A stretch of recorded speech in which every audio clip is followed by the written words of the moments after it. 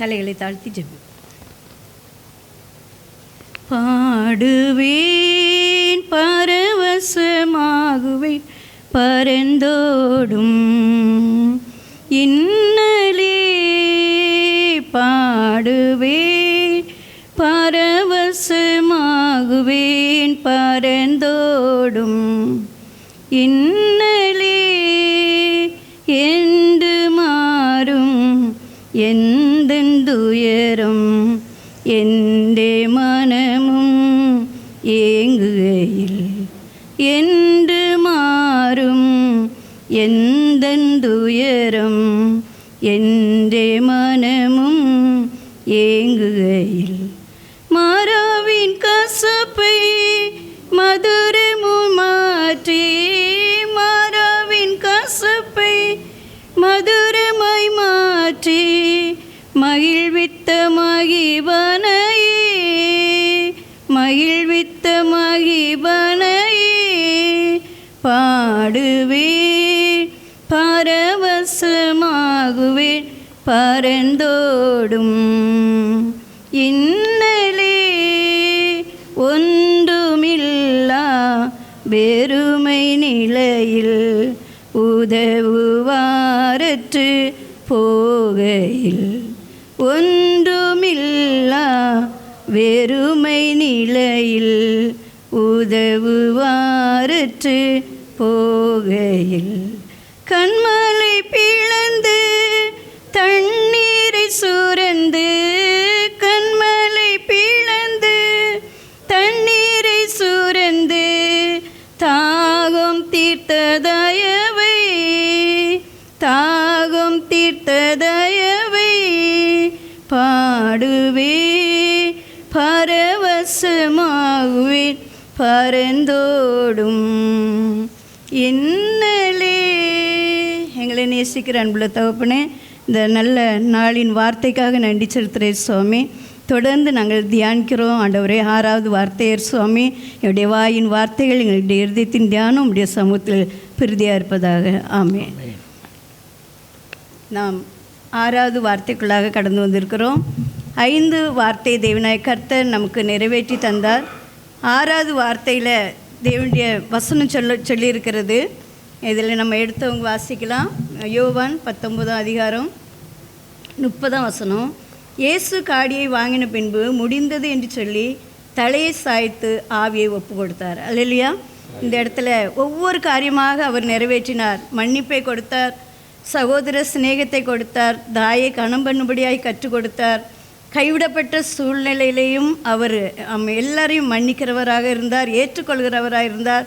அது மாத்திரம் இல்லை, தேவனாய் கர்த்தர் நமக்கு கொடுத்த எல்லா காரியங்களையும் நிறைவேற்றி முடிக்க அவர் உண்மையுள்ளவராக இருந்தார். அல்லேலூயா. அந்த உண்மை அன்பு மாறாததாக இருந்தது. அதான் இதில் சொல்லப்பட்டு இருக்கிறது. 29வது வசனத்தில் காடி நிறைந்த பாத்திரம் அங்கே வைக்கப்பட்டிருந்தது. அவர்கள் கடற்காளானை காடியிலே தோய்த்து இசோப்பு தண்டில் மாட்டி அவர் வாயினிடத்தில் நீட்டி கொடுத்தார்கள். இயேசு காடியை வாங்கின பின்பு முடிந்தது என்று சொல்லி தலையை சாய்த்து ஆவியை ஒப்பு கொடுத்தார். நாம் சிந்திக்க இருக்கிற இந்த வார்த்தை ஆவியை ஒப்பு கொடுக்கிறார். அல்லேலூயா. எந்த சூழ்நிலையில் அவர் அந்த ஆவியை ஒப்பு கொடுக்கிறார் என்று சொல்லி நம்ம பார்ப்போமேயானால் சங்கீதம் 69:21 சொல்லப்பட்டிருக்கிறது. வேத வாக்கியம் நிறைவேறத்தக்கதாக என்று சொல்லி வாக்கியம் சொல்லப்பட்டிருக்கிறது. தாவீது ராஜாவுடைய சங்கீதத்தில் 69ஆம் சங்கீதம் 21ஆம் வசனம், என் ஆகாரத்தில் கசப்பு கலந்து கொடுத்தார்கள், என் தாகத்துக்கு காடியை கொடுத்தார்கள். அல்லேலூயா. இந்த வசனம் நிறைவேறும்படியாக யோவான் 19ஆம் அதிகாரத்தில் 30ஆம் வசனத்தில் இயேசு காடியை வாங்கின பின்பு முடிந்தது என்று சொல்லி தலையை சாய்த்து ஆவியை ஒப்பு கொடுத்தார். யாத்ராகமம் 15 அதிகாரம் 22ஆம் வசனத்திலேருந்து 25ஆம் வசனம் வரல சொல்லப்பட்டிருக்கிறது. இஸ்ரவேல் ஜனங்கள் மாரா என்ற ஒரு இடத்துக்கு வந்தாங்க. அதிகமான ஒரு தாகம், முந்தின வசனத்தை நம்ம பார்த்தோம். அவர் தாகமாக இருக்கிறேன் என்று சொன்னார், முடிந்தது என்று சொல்லி தாகமாக இருக்கிறேன்னு சொன்னார். ஆனால் இஸ்ரவேல் ஜனங்களுடைய தாகத்தை தீர்க்க ஒரு மதுரமான ஒரு மரம் அந்த மோசையுடைய முன்பிலே அவர் காண்பித்தார். ஜெபிக்கும்போது அவர் அந்த மரத்தை காண்பிக்கிறார். அது ஒரு அந்த மரத்தை அந்த தண்ணீரில் போட்ட உடனே அது மதுரமான தண்ணீராய் மாறிட்டு இஸ்ரவேல் ஜனங்கள் அந்த மதுரமான தண்ணீரை குடித்தார்கள். அப்படியாக அவர் ஒவ்வொரு காரியத்திலையும் நிறைவேற்றுறதில் உண்மையாக இருந்தார். அதில் ஒரு நியமத்தையும் ஒரு நியாயத்தையும் கட்டளையிட்டு அவர்களை அந்த இடத்துல சோதித்தார் என்று சொல்லி வசனத்தில் சொல்லப்பட்டு இருக்கிறது. இதில் நம்ம வேத வசனத்தில் வாசிக்கிற ஒரு அருமையான ஜெபம் சகோதரி சொன்னாங்க. மத்தேயு 26:42 அவர் மறுபடியும் 2ஆம் தரம் போய், என் பிதாவே, இந்த பாத்திரத்தில் நான் பானம் பண்ணினால் ஒழிய இது என்னை விட்டு நீங்க கூடாதாயில் உம்முடைய சித்தப்படி ஆகக்கடவுது என்று ஜெபம் பண்ணினார். இது ஒரு பாத்திரம், காடி நிறைந்த பாத்திரம். ஆனால் அந்த பாத்திரம் என்னை விட்டு நீங்கள் கூடுமானால் நீங்கட்டும், இல்லைனா உங்கள் சித்தம். அவர் அவருடைய பிதாவின் சித்தத்தை நிறைவேற்றுறவராக வந்தார். பிதா என்ன சித்தத்தை நிறைவேற்ற கொடுத்திருந்தார்? இந்த உலகத்தை முழுவதையும் படைத்து இந்த உலகத்தை ரட்சிக்க வந்த தேவ ஆட்டுக்குட்டி என்று சொல்லி அவரை குறித்து ஒரு நல்ல சாட்சி இருக்கிறது. அதனால தான் அதில் ஏசாயா அதிகாரம் 61 அதிகாரத்தில் சொல்லப்பட்டு இருக்கிறது.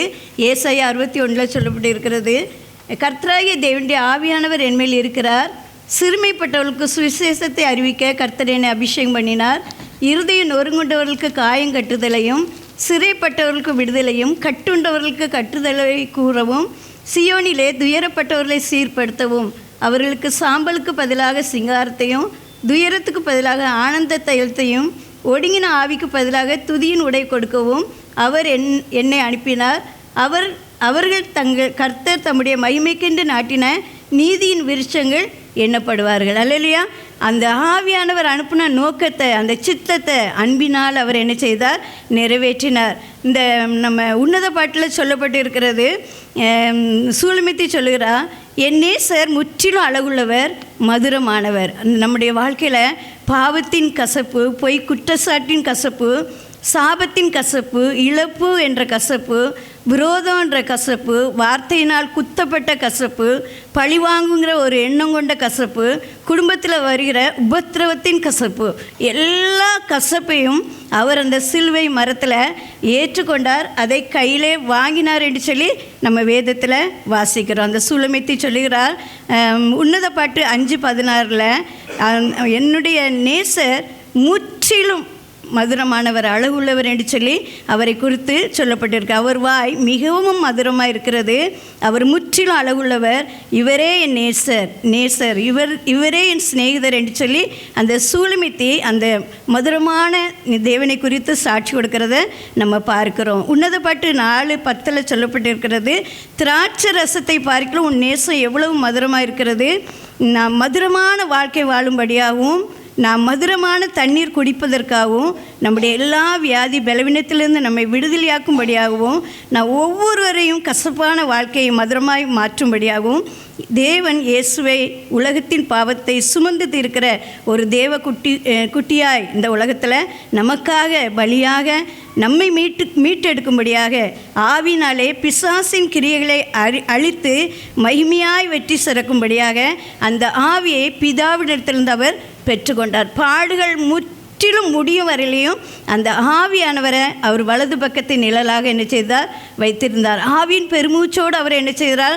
வேண்டுதலும் செய்கிறார், நமக்காக பரிந்து பேசுகிறார். நம்ம வாசிக்கிறோம் வேதத்தில் சங்கீதம் 19ஆம் சங்கீதம், இந்த சிலுவை தியானம் நம்ம வேத வசனங்களை கருத்தாய் சிந்திக்கிறதுக்கு கொடுக்கப்பட்ட ஒரு தருணம். ஒருவேளை வெள்ளிக்கிழமை வந்துச்சு, 7 வார்த்தையை பார்த்தோம், 7 பேர் வந்து பேசினாங்க, ஒவ்வொருத்தருக்கும் மார்க் போட்டுட்டு போகிறதுக்காக அல்ல. நம்ம வேத வசனத்தை கருத்தாய் தியானிக்கணும். அதில் நம்ம 19ஆம் சங்கீதத்தில் சொல்லப்பட்டு இருக்கிறது, கர்த்தருடைய வேதம் குறைவிற்றதும் ஆத்துமாவை உயிர்ப்பிக்கிறதுமா இருக்கிறது. 10ஆம் வசனத்தில் சொல்லப்பட்டிருக்கிறது, அவைகள் பொன்னிலும் மிகுந்த பசும் பொன்னிலும் விரும்பப்படத்தக்கதும் தேனிலும் தேன் கோட்டிலிருந்து ஒழுகும் தெளிதேனிலும் மதுரமாக இருக்கிறது. அந்த வார்த்தை வடிவாய் வந்தவர், அவர் வார்த்தையானவர், அந்த வார்த்தை அவருக்குள்ளே இருக்கிறது.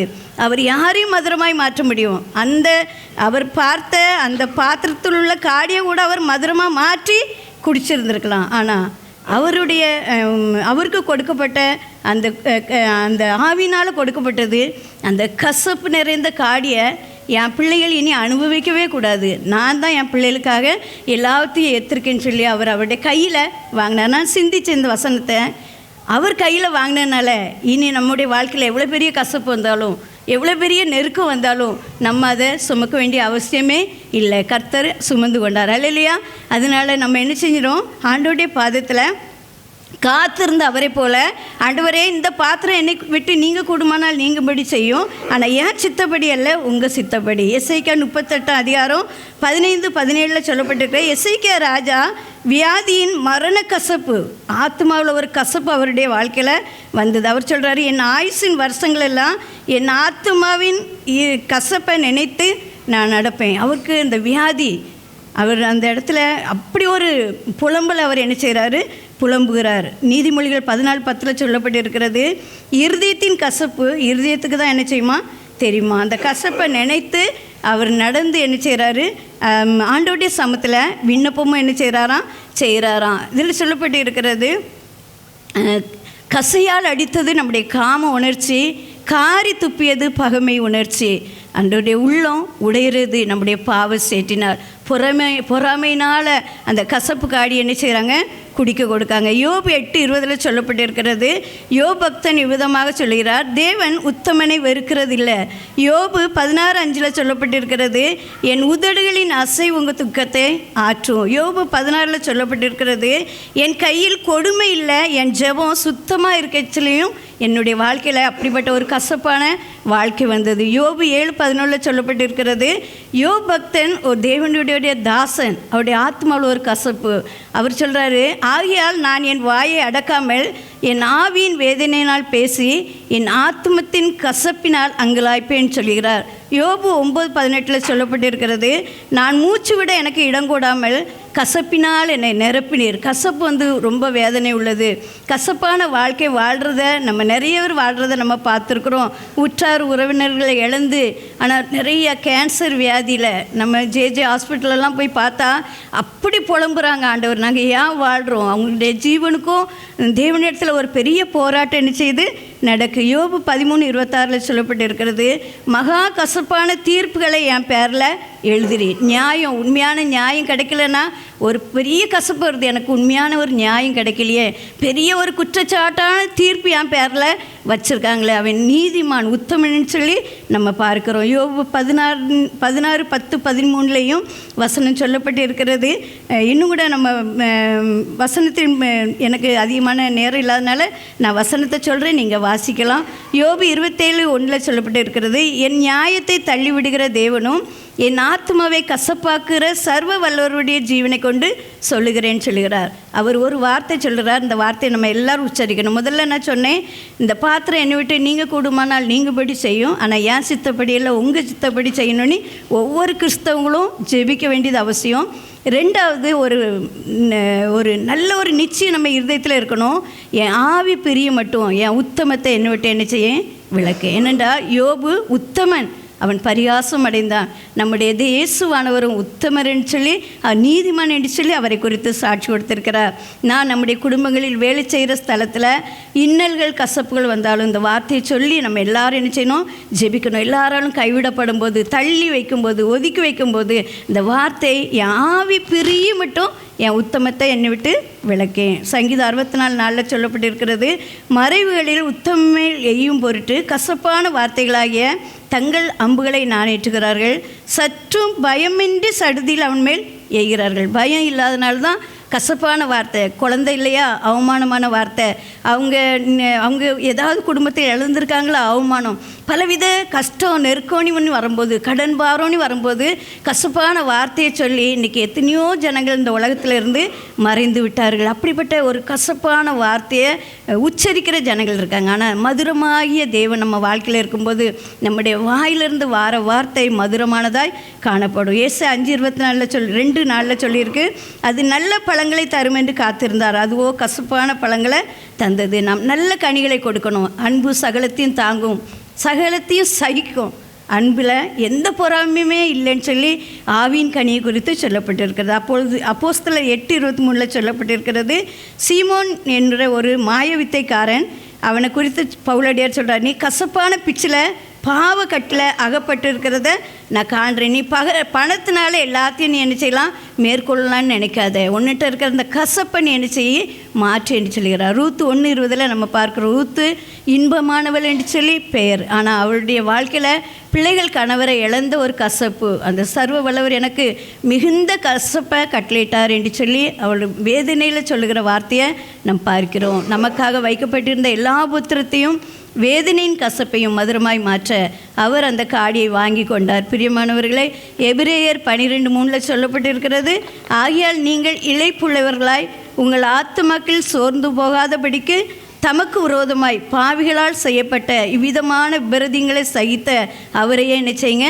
நினச்சி கொள்ளுங்க. ஒன்று, நம்ம இந்த பாத்திரம் என்னை விட்டு நீங்கள் கூடுமானால் நீங்கள் படி செய்யும், அது ஏன் சித்தம் இல்லை உங்கள் சித்தம்னு சொல்லி ஜெபிக்கணும். ரெண்டாவது, என் ஆவி பிரிய மட்டும் என் உத்தமத்தை என்னை விட்டு என்ன செய்யும் விளக்குன்னு சொல்லணும். மூன்றாவது, அவரையே நம்ம என்ன செய்யணும், நினைத்து கொள்ளணும். அந்த பெரிய வெள்ளிக்கிழமை அவருடைய பாடுகளை நினைக்கும்படியாக இந்த இடத்துல என்ன செஞ்சுருக்கிறோம், வந்திருக்கிறோம். எபிரேயர் 12:15-16 சொல்லப்பட்டிருக்கிறது, ஒருவனும் தேவனுடைய கிருபை இழந்து போகாதபடிக்கு யாதொரு கசப்பான வேர் முளைத்தெலும்பி கலக்கம் உண்டாக்குறதுனால் அநேகரை தீட்டுப்படுத்தாதபடிக்கு. இந்த உலகத்தில் உள்ள தீட்டு, உலகத்தில் உள்ள சாப கரைகள் எல்லாம் மாற்றுறதுக்கு அந்த மதுரமாகிய தேவனை நம்ம சுமந்து கொள்ளும்படியாக இந்த நாளில் வந்திருக்கிறோம். அவர் இருந்த வண்ணமாகவே இருக்கும்படியாக வந்திருக்கிறோம். அவருடைய பாதையில் நடக்கணும்னு சொல்லி வந்திருக்கிறோம். அவருடைய அன்பை காட்டணும்னு சொல்லி வந்திருக்கிறோம். எப்பேற்பட்ட கசப்பான காரியம் நம்ம வாழ்க்கையில் வந்தாலும் அது நம்முடைய ஒவ்வொரு செய்கையினால் அவர் நமக்கு கற்றுத்தந்த அந்த வசனத்தினால நாமும் மதுரமாய் வாழ கற்றுக்கொள்வோம். யாக்கோப்பு 3:11 சொல்லப்பட்டிருக்கிறது, ஒரே ஊற்றுக்கண்ணிலிருந்து தித்திப்பும் கசப்புமான தண்ணீர் சுரக்குமா. அல்லேலூயா. நம்ம ஒரே இயேசுவின் பிள்ளைன்ட்டு வந்திருக்கிறோம். நம்ம வாயிலிருந்து எப்பவும் நன்மையான இனிமையான வார்த்தைகளை சொல்ல கற்றுக்கொள்வோம். யாரையும் சபிக்கக்கூடாது, யாருக்கு விரோதமான காரியங்களை நம்ம பேசாதபடி பாதுகாத்துக்கொள்வோம் கொள்வோம். யாக்கோப்பு 3:14 சொல்லப்பட்டிருக்கிறது, உங்கள் இருதயத்திலே கசப்பான வைராக்கியத்தையும் விரோதத்தையும் வைத்தீர்களானால் நீங்கள் பெருமை பாராட்டாதிருங்கள், சத்தியத்திற்கு விரோதமாய் பொய் சொல்லாமலும் இருங்கள். நம்ம எல்லா கிறிஸ்டியன் இந்த வெள்ளிக்கிழமையில் ஆராதனை பண்ணுறாங்க, நல்ல ஆராதனை நடக்கு, ஆலயம் நிரம்பி வெளியுது. வெளியில் போனோடனே சகோதரனுக்கு சகோதரன் விரோதம். காயின் ஆபிலை போல் யாரை முறியடிக்கலாம், கொள்ளலாம், சின்ன சின்ன சொத்துக்காக, சுகத்துக்காக, நிலத்துக்காக அந்த அண்ணன் தம்பியை கூட பார்க்காத அளவில் அவங்க கண்ணு மறைக்கப்பட்டு இருக்கிறது. அப்படிப்பட்ட காரியத்தில் இந்த விரோதத்தை நம்ம அந்த பகையை சிலுவையினால் அவர் என்ன செஞ்சாராம், கொண்டிருக்கிறார், அது ஜெயிச்சிருக்கிறார். பிரசங்கி 7:8 சொல்லப்பட்டிருக்கிறது, ஒரு காரியத்தின் துவக்கத்தை பார்க்கலாம் அதன் முடிவு நல்லது, பெருமை உள்ளவனை பார்க்கலாம் பொறுமை உள்ளவன் உத்தமன். தாவீது ராஜா சொல்கிறாங்க, சங்கீதம் 138 கர்த்தர் எனக்காக யாவையும் செய்து முடிப்பார். யோபு 8:7 சொல்லப்பட்டிருக்கிறது, உம்முடைய துவக்கம் அற்பமாக இருந்தாலும் உம்முடைய முடிவு சம்பூர்ணமாக இருக்கும். சங்கீதம் 57:2 சொல்லப்பட்டிருக்கிறது, எனக்காக யாவையும் செய்து முடிக்கிற தேவனாகிய உன்னதமான தேவனை நோக்கி கூப்பிடுவேன். தேவனாய் கர்த்தர் நமக்கு தந்த இந்த நிறைவான ஆசீர்வாதத்தை நம்ம பெற்றுக்கொள்வோம். அந்த கசப்பான மாறவை மதுரமாய் மாற்ற நம் ஒவ்வொருவருக்காகவும் கசப்பை அனுபவித்தார். அந்த கசப்பை அவர் உலகத்தில் யார் கையிலையும் கொடுக்கல, அவர் கையிலே வாங்கி கொண்டார். அல்லேலூயா. அதனால் நீங்கள் எவ்வளவு நாள் இந்த உலகத்தில் இயேசுப்பாவுக்காக வாழ்கிறீங்களோ அத்தனை நாளும் ஆண்டவருக்குடைய மகிமையின் அந்த மதுரமான காரியங்களை சொல்கிறவங்களாக, அறிவிக்கிறவங்களாகவே என்ன செய்ய வேண்டும், வாழ வேண்டும். அதில் சொல்லப்பட்டிருக்க யோவான் 19:29-30 சொல்லப்பட்டிருக்கிறது, காடி நிறைந்த பாத்திரம் அங்கே வைக்கப்பட்டிருந்தது. அவர்கள் கடற்காளானை காடியிலே தோய்த்து இசோப்பு தண்டில் மாட்டி அவர் வாயின் இடத்தில் நீட்டி கொடுத்தார்கள். இயேசு காடியை வாங்கின பின்பு முடிந்தது என்று சொல்லி தலையை சாய்த்து ஆவியை ஒப்புவித்தார். உங்களுக்காக எனக்காக அவர் எல்லாவற்றையும் செய்து முடித்தார். மாறாவின் தண்ணீரை மதுரமாய் மாற்றினார். அந்த கல்யாண வீட்டில் அந்த தண்ணீரை திராட்சரசமாய் மாற்றினார். 38 வருஷம் அந்த முடவனை எழும்பி நடக்க பண்ணினார். கண்கள் குருடானவங்களுக்கு பார்வை கொடுத்தார். என்னோட 5 அப்பம் 2 மீனை கொண்டு 5000 பேரை போஷித்தார். எந்தென்ன காரியங்களை ஆவியானவர் துணையோடு கொடுத்தாரோ அத்தனை அவர் என்ன செய்தார்? நிறைவேற்றி முடித்தார். நமக்காக, உங்களுக்காக, எனக்காக அந்த சிலுவையை நம்ம நோக்கி பார்ப்போம். எல்லாரும் நம்ம எழும்பி நின்றவாறு தலைகளை தாழ்த்தி ஜெபிப்போம். சிலுவை நிழலில் அனுதினம் அடியான் சாய்ந்திழை பாரிடுவே. சிலுவை நிழலில் அனுதினம் அடியான் சாய்ந்திழை பாரிடுவே. யோவித கொடிய இடர் எல்லாரும் நம்ம போராடி ஜெபிப்போம். ஆண்டவரே, என்னுடைய வாழ்க்கை நீங்கள் மதுரமாய் மாற்ற, நான் மதுரமான ஒரு வாழ்க்கை வாழ, ஆண்டவரே மகிமையான ஒரு வாழ்க்கை வாழ, ஆண்டவரே பாசமுள்ள ஒரு மரம் என் கூட வந்ததே, அதற்காக நான் நன்றி செலுத்துகிறேன் சுவாமி. எங்களை நீங்கள் ஆறுதல் படுத்திருக்கீங்க, தேற்றிருக்கீங்க, எங்களுடைய கசப்பெல்லாம் மாற்றிருக்கீங்க, வியாதின்ற கசப்பை மாற்றிருக்கீங்க, இழப்புன்ற கசப்பை மாற்றிருக்கீங்க, ஆண்டவரே சப்பா அவமானன்ற கசப்பை மாற்றிருக்கீங்க, ஆண்டவரே பொய்யான குற்றச்சாட்டு என்ற கசப்பை மாற்றிருக்கீங்க. நியாயம் இல்லாத இடத்துல நியாயம் செய்து எங்களை ஆண்டவரே நீ உத்தமன் என்று சொல்லி ஆண்டவரே பெயர் வச்சுருக்கீங்க சுவாமி. உத்தமன் உத்தமியே என்று சொல்லி அழைச்சிருக்கீங்க. அந்த மதுரமான வாழ்க்கை வாழ எங்களை நாங்கள் அர்ப்பணிக்கிறோம் சுவாமி. ஆண்டவரே, இந்த நாள் எங்களுக்கு நீங்கள் தந்தீங்க. 6 வார்த்தைகளை தியானித்தோம் சுவாமி. 7வது வார்த்தையை நீங்கள் ஆண்டவரே ஏசப்பா எல்லோரோடும் பேசுங்க. எங்களுக்காக யாவையும் முடித்தீங்க, எல்லாவற்றையும் செய்து முடித்தீங்கப்பா. ஆண்டவரே ஏசப்பா, நீர் தலையை தாழ்த்தி ஜீவனை கொடுத்தீர். மீண்டும் வருவீரப்பா, எங்களை உயிர்ப்பித்து ஆண்டவரே எங்களை உடைய ராஜ்யத்தில் சேர்க்கும்படியாய் நம்புகிறோம் சுவாமி. நாங்கள் அதுவரையிலையும் ஒரு மகிமையான வாழ்க்கை வாழ்ந்து உடைய பரம சித்தத்தை நிறைவேற்றும் பாக்கியத்தை தந்து வழி நடத்தும்படியாய் இயேசு மூலம் ஜெபிக்கிற ஜீவன் நல்ல பிதாவே, ஆமென். தேங்க்யூ.